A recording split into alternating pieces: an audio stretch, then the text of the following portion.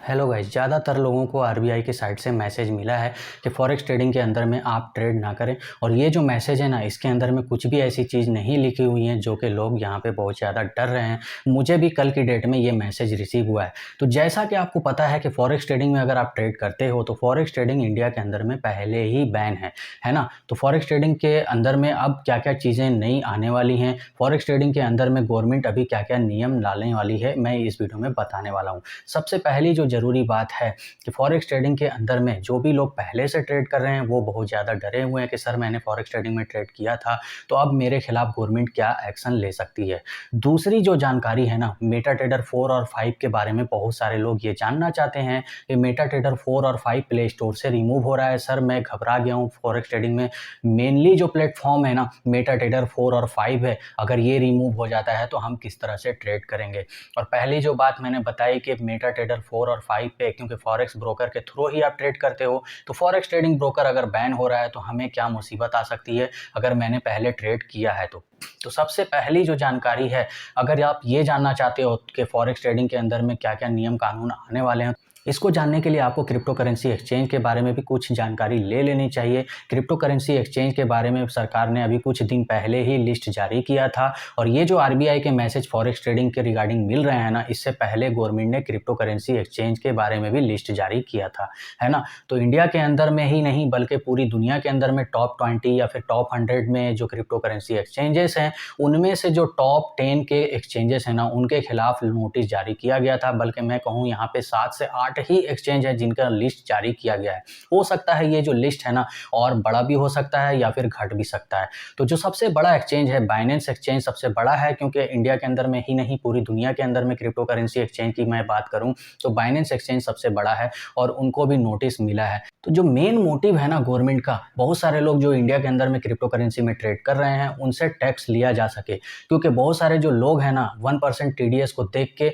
वहाँ पे मूव हो चुके हैं, बाहर कंट्री के एक्सचेंज पे ट्रेड कर रहे हैं और फिर वो टैक्स पे नहीं कर रहे हैं। इसलिए इंडिया के जो एक्सचेंजेस हैं उनको इससे बहुत बड़ा फ़ायदा भी होने वाला है, क्योंकि अब अगर इस तरह के नियम कानून सरकार लाती है तो यहाँ पे जो भी लोग ट्रेड कर रहे हैं बाहर की कंट्री के एक्सचेंज पे, जैसे कि सबसे बड़ा जो एक्सचेंज है बाइनेंस है, वहाँ से मूव होकर बहुत बड़ी संख्या में लोग क्रिप्टो करेंसी एक्सचेंज जो इंडिया की है वहाँ पे मूव हो सकते हैं और ये जो फ़ायदा है ना सीधे सीधे इंडिया की क्रिप्टो करेंसी एक्सचेंज को मिल सकती है। फॉरेक्स ट्रेडिंग के अंदर में जैसा कि आपको पता है कि यहाँ पे कोई भी लाइसेंस नहीं दिया जाता है। बाहर कंट्री के जो भी फॉरेक्स ट्रेडिंग ब्रोकर हैं वो यहाँ पे वर्क कर रहे हैं। अब ये लोग यहाँ पे जब वर्क करते हैं तो किस तरह से ये लोग लीगली वर्क करते हैं, ये लोग कुछ एजेंसी को लेके वर्क कर रहे होते हैं जहाँ से आपको डिपॉजिट विड्रॉ का जो सारा सिस्टम है मिल रहा होता है ना। मतलब कि डायरेक्टली आप किसी फॉरेक्स ट्रेडिंग ब्रोकर में डिपॉजिट या विड्रॉ नहीं करते हो, बल्कि कुछ ऐसी एजेंसीज होती हैं जिनको फॉरेक्स ट्रेडिंग ब्रोकर ने हायर किया होता है और उस एजेंसी के थ्रू ही आप डिपॉजिट विड्रॉ कर पाते हो। तो लीगली ये वर्क करता है, इसमें कोई भी तरह का इलीगल काम नहीं है। अगर आप डिपॉजिट विड्रॉ कर रहे हो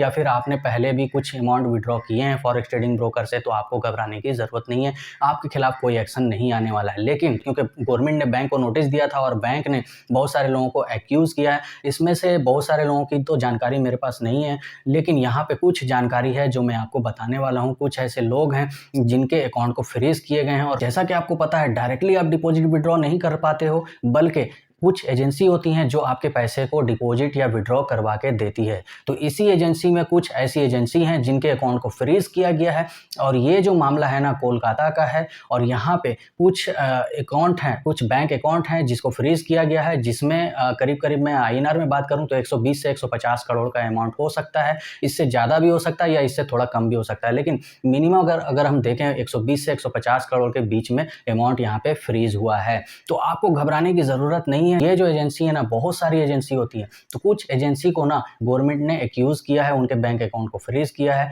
लेकिन फिर भी आगे से ये चलते रहेंगे, कोई दिक्कत वाली बात नहीं है। कुछ ऐसे नियम कानून वहाँ पे लागू किए जाएंगे, उनको बंद नहीं किया जाएगा, है ना, क्योंकि इसमें गवर्नमेंट को भी टैक्स जा रहा है, गवर्नमेंट के साथ में वे लोग जुड़े होते हैं, गवर्नमेंट को वो लोग टैक्स दे रहे होते हैं, गवर्नमेंट के साथ में उन्होंने बैंक से लाइसेंस भी लिया होता है। ऐसी बात नहीं है कि डायरेक्टली वो लोग ट्रेड करवा रहे हैं या फिर डायरेक्टली डिपॉजिट विड्रॉ करवा रहे हैं, इसमें गवर्नमेंट को भी अच्छे खासे अमाउंट जाते हैं तो गवर्नमेंट का भी इनकम यहाँ पे बंद हो सकता है। तो इसलिए ये जो चीज़ है ना ये बंद नहीं हो सकती है, बल्कि इसमें कुछ नियम कानून आ सकते हैं। लेकिन जैसा कि मैंने बताया मेटाट्रेडर 4 और 5 के बारे में जो लोग सवाल कर रहे थे, मेटाट्रेडर 4 और 5 प्ले स्टोर से रिमूव नहीं होने वाला है। मेटाट्रेडर 4 और 5 के जो डेवलपर हैं ना उन्होंने खुद ही कुछ ऐसे ब्रोकर हैं जिनको रिमूव किया है, और ये जो जानकारी पूरी तरह से गलत है। मेटाट्रेडर 4 और 5 प्ले स्टोर से रिमूव नहीं होने वाला है, बल्कि मेटाट्रेडर 4 और 5 के जो डेवलपर है ना उन्होंने कुछ ऐसे ब्रोकर को रिमूव किया है जो कि वाइट लेबल लेने के बाद गलत तरीके से यूजर्स को ज्वाइन करा रहे थे,